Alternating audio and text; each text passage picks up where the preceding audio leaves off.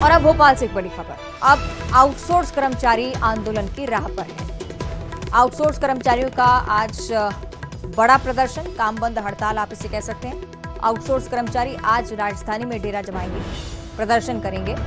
Outsource culture को खत्म करने की मांग, ये सबसे प्रमुख मांग उनकी तरफ से।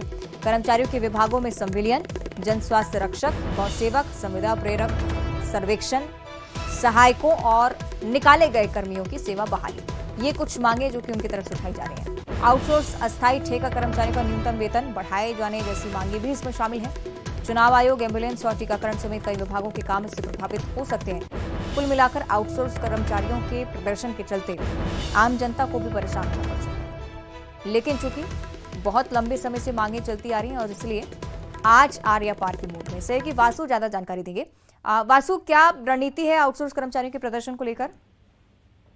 निश्चित तौर पर देखिए, पूरे मध्य प्रदेश में लाखों की संख्या में आउटसोर्स कर्मचारी विभिन्न विभागों में अपनी सेवाएं दे रहे हैं और इन जो अलग अलग काम होते हैं, चाहे टीकाकरण का हो, एम्बुलेंस का हो, डायल 100 का हो और इस तरीके के कई सारे काम हैं जिसमें आउटसोर्स कर्मचारी जो हैं वो लगातार अपनी सेवाएं देते हुए आ रहे हैं। लेकिन वेतन विसंगति से लेकर संविलियन तक और जिन लोगों को बाहर किया गया है उनकी सेवा बहाली समेत कई सारी मुख्य मांगे हैं जिनको लेकर लंबे समय से जो आउटसोर्स कर्मचारी हैं वो सरकार के समक्ष, प्रशासन के समक्ष जिनको रखते हुए आए हैं, लेकिन अब तक उनका निराकरण नहीं हुआ है। और यही वजह है कि बीते 2 दिनों से लगातार जो आउटसोर्स कर्मचारी हैं वो धरने, प्रदर्शन, विभिन्न यात्राओं के जरिए अपनी मांगों को सरकार तक पहुंचाने का काम कर रहे हैं। आज भोपाल में पूरे प्रदेश भर के आउटसोर्स कर्मचारी एकजुट होने जा रहे हैं। शाहजहानी पार्क में धरने पर बैठेंगे और शासन, प्रशासन और मुख्यमंत्री तक अपनी मांगे पहुंचाने का काम करेंगे। बहरहाल देखना होगा कि सरकार और प्रशासन इनकी मांगों पर क्या कुछ संज्ञान लेता है और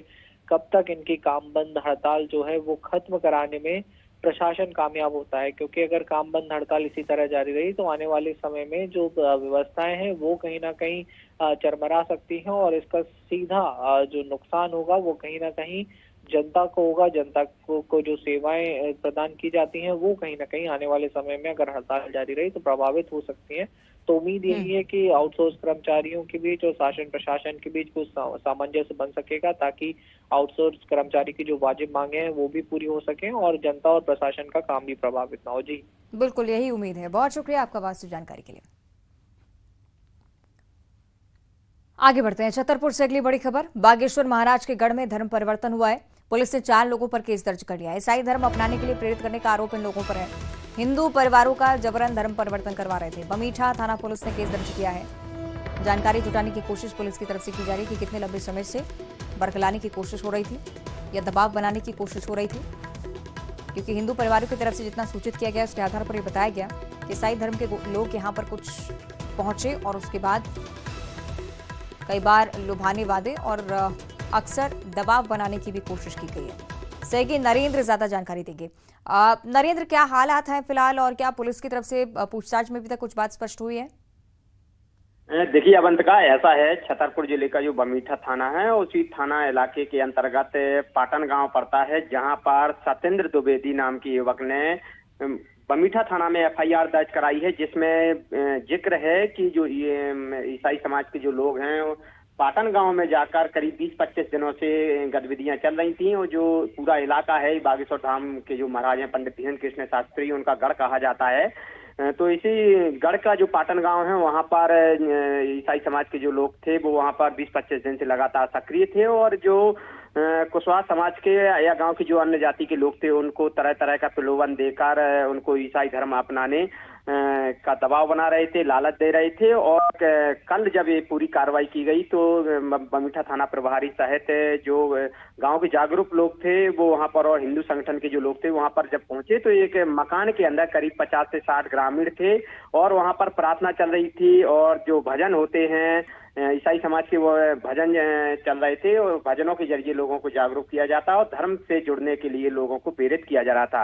इस पूरे मामले को लेकर तत्काल बमीठा थाना में 4 लोगों के खिलाफ मुकदमा दर्ज किया गया है, जिसमें मध्य प्रदेश धार्मिक स्वतंत्रता अधिनियम 2021 की धारा 3 और 5 के तहत पूरा प्रकरण दर्ज हुआ है, जिसमें आरोपी जो है वो यशपाल सिंह, धर्मपाल सिंह और 2 महिलाएं भी इसमें आरोपी बनाई गई हैं, जिनका नाम उषा पाल सिंह और कल्पना सोनी बताया जा रहा है। एक जो महिला है वो छतरपुर की रहने वाली है, बाकी के जो आरोपी हैं वो बताए जा रहे हैं कि दिल्ली के रहने वाले हैं। जी अवंतिका।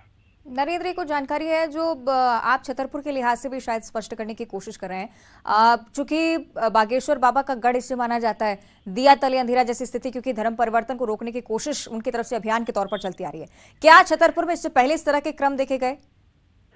देखिए अवंतिका, बिल्कुल सही यह बात है कि इससे पहले यहाँ पर जो धर्म परिवर्तन के जो मामले थे वो अक्सर सामने आया करते थे, लेकिन बागेश्वर धाम के जो महाराज हैं पंडित धीरेन्द्र कृष्ण शास्त्री अपने बयानों को लेकर और सनातन धर्म की अलग जगाने को लेकर जिस तरह से वह सामने आए हैं और सक्रिय हुए हैं, तो उसके बाद से यहाँ पर जो धर्म परिवर्तन के मामले थे वो कम हुए हैं। और आपने भी देखा होगा जहां भी उनकी बागेश्वर महाराज की कथाएं होती हैं वहां पर खुले मंच से वो घर वापसी कराते हैं। जो ईसाई धर्म में या किसी और अन्य धर्म में चले जाते हैं तो ऐसे परिवारों को चिन्हित करके उनका जो संगठन जो उनके समर्पित कार्यकर्ता है वो ऐसे परिवारों का घर वापसी कराते हैं, यानी हिंदू धर्म में पुनः वापस उनको शामिल कराते हैं। लेकिन उन्हीं के घर में इस तरह का मामला सामने आना कहीं ना कहीं एक माना जा रहा है कि बागेश्वर धाम के महाराज की जो मुहिम है उसको यह चुनौती है। मिशनरी समाज के जो लोग हैं वो लगातार यहाँ पर सक्रिय हैं और मामला सामने आने के बाद और FIR दर्ज होने के बाद तो बिल्कुल रूप से स्पष्ट हो गया है कि बागेश्वर महाराज को ईसाई धर्म के जो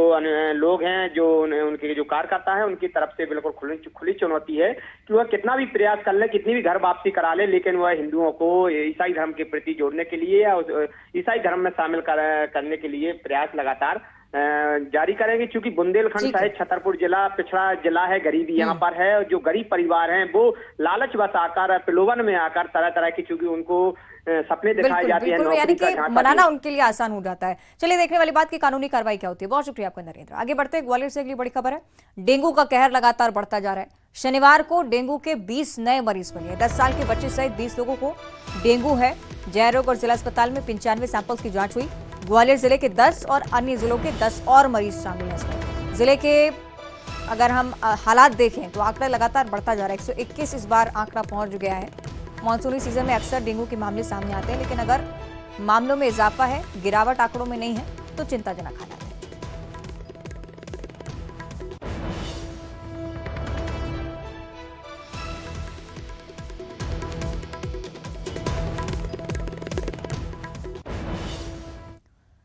और अगली खबर बीजापुर से है, जहां 2 नक्सलियों ने आत्मसमर्पण किया है। कई नक्सली घटनाओं में सभी सक्रिय थे। उसूर थाने में कई मामले भी दर्ज थे इनके खिलाफ। पुनर्वास नीति से प्रभावित होकर एक बार फिर से एक ऐसी खबर जो कि मुख्य धारा से जुड़ने की ओर संकेत करती है। सरेंडर कर दिया है। सरेंडर करने पर प्रोत्साहन राशि भी मिली है। शासन की योजनाओं का लाभ भी आने वाले समय में इन्हें दिया जाएगा।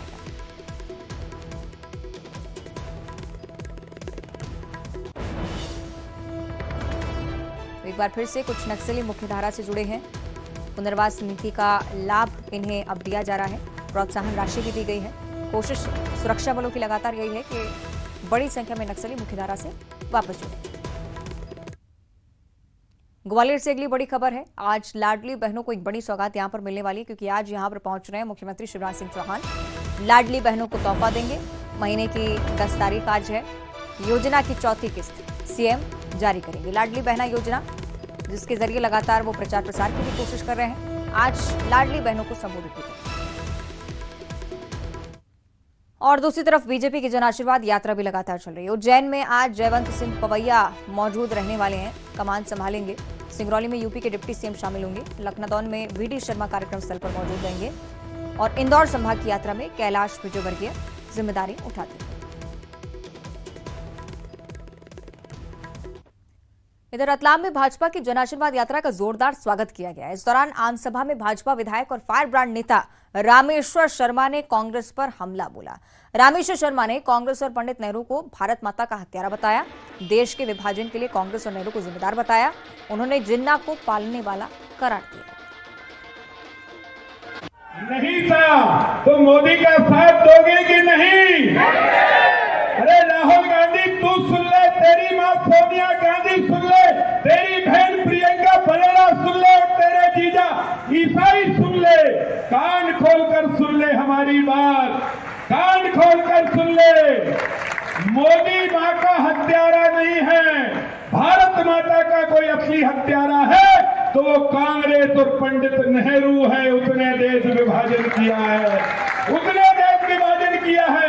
अरे और अब उज्जैन जिले की चर्चा करेंगे। लगातार बारिश यहां पर हो रही है और इसी के चलते क्षिप्रा नदी का जलस्तर बढ़ता जा रहा है। जलस्तर बढ़ने से घाटों के ऊपर तक पानी पहुंच गया है। कई मंदिर आधे आधे डूब भी गए हैं। उज्जैन और इंदौर के आसपास के इलाकों में बारिश का असर भी व्यापक तौर पर देखने को मिला। तस्वीरें आप देखिए, एमपी में बारिश का दौर जारी है। जलस्तर क्षिप्रा नदी का बढ़ता हुआ घाटों तक पानी पहुंच गया। तेरागल द्वारा यहाँ पर सेवाएं दी जा रही है, हमेशा ही देते हैं हम लोग। आज क्षिप्रा जी की बाढ़ है और आप बाढ़ में देख सकते हैं यहाँ पर काफ़ी श्रद्धालु स्नान कर रहे हैं। उन्हीं को लेकर हम लोग यहाँ पर सेवाएं दे रहे हैं, किसी प्रकार की कोई दुर्घटना ना हो। और भादो पक्ष में दूसरी से तीसरा दिन, आज 3 दिन तक लगातार क्षिप्रा जी बह रही है और पर रामघाट पर करीब 4 फीट, 5 फीट और एवं 10 फीट और 12 फीट पानी रहा है। और अभी आप देख सकते हैं क्षिप्रा जी सुबह सुबह का जल स्तर बढ़ा हुआ ही है। छत्तीसगढ़ के लिहाज से एक और बड़ी खबर, योग आयोग आज वर्ल्ड रिकॉर्ड बनाने वाला है। सेतु बंद आसन का सामूहिक प्रदर्शन आज होना है। 1100 से ज्यादा योग साधकों के जरिए प्रदर्शन की तैयारी। Golden book of world record में आयोग का नाम भी दर्ज होगा। राजधानी रायपुर के जुनेजा इंडोर स्टेडियम में इस बार कार्यक्रम का आयोजन है।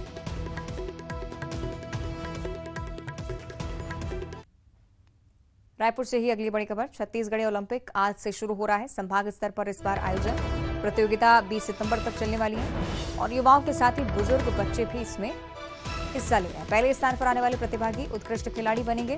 राजधानी रायपुर में 25 सितंबर से राज्य स्तरीय आयोजन हो रहा है और छत्तीसगढ़ी ओलंपिक में 16 पारंपरिक खेल मिलकर शामिल किए। कांकेर के नारा गांव में भालू के इंसानों के साथ दोस्ती करने की एक अजीब ही तस्वीर सामने आई है। भालू को ग्रामीण बिस्किट और चिप्स दे रहे हैं। भालू पास आकर उन्हें खा भी रहा है। तस्वीरें आप देखिए, भालू के बिस्किट खाने की तस्वीरें वायरल भी हो रही हैं। इस वायरल वीडियो में जंगली भालू और इंसान की दोस्ती की जमकर चर्चा है। अरे मत सरका। और अगली बड़ी खबर पेंड्रा से है। लोहारी इलाके में 5 हाथियों ने डेरा डाल रखा है। 15 दिनों से मरवाही के जंगल में हाथियों का दल मौजूद है। 2 मकान को नुकसान पहुंचा चुके हैं, फसलों को रौंद चुके हैं। वन अमला लगातार निगरानी बनाए हुए। ये तस्वीरें आप देखिए, वन विभाग की टीम सक्रियता से यहां पर काम भी करती हुई हाथियों को खदेड़ने की कोशिश भी लगातार हो रही है।